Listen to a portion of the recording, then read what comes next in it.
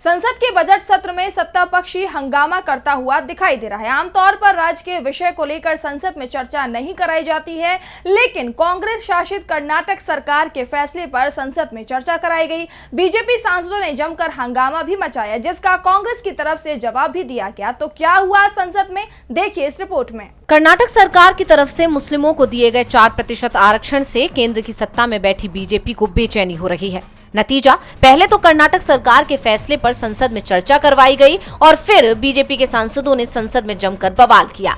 दरअसल कर्नाटक में सरकारी टेंडरों में मुस्लिम ठेकेदारों को 4% आरक्षण दिया गया है।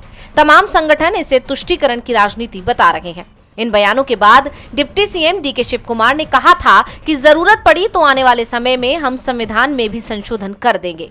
डीके शिव कुमार के इसी बयान पर बीजेपी ने हंगामा मचा दिया है। जेपी नड्डा ने कांग्रेस पर हमला बोलते हुए कहा कि बहुत दुख के साथ कहना पड़ रहा है कि जिस तरीके से कांग्रेस पार्टी संविधान की रक्षक बनती है, संविधान के बारे में ऐसा बयान देकर उन्होंने धज्जियां उड़ाने का प्रयास किया है।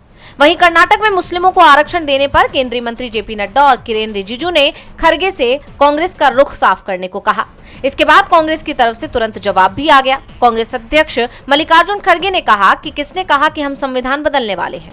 कोई भी डॉक्टर आम्बेडकर का संविधान बदल नहीं सकता है। संविधान की रक्षा के लिए हमने कर्नाटक से कश्मीर तक भारत जोड़ो किया, लेकिन इन्होंने भारत तोड़ने का काम किया है। उन्होंने कहा कि संविधान को बचाने वाले हम हैं, ना कि ये बीजेपी वाले हैं। अब बीजेपी के इस रवैये को लेकर कांग्रेस सांसद प्रियंका गांधी का भी बयान आया। उन्होंने कहा कि सरकार सदन चलने नहीं देना चाहती है।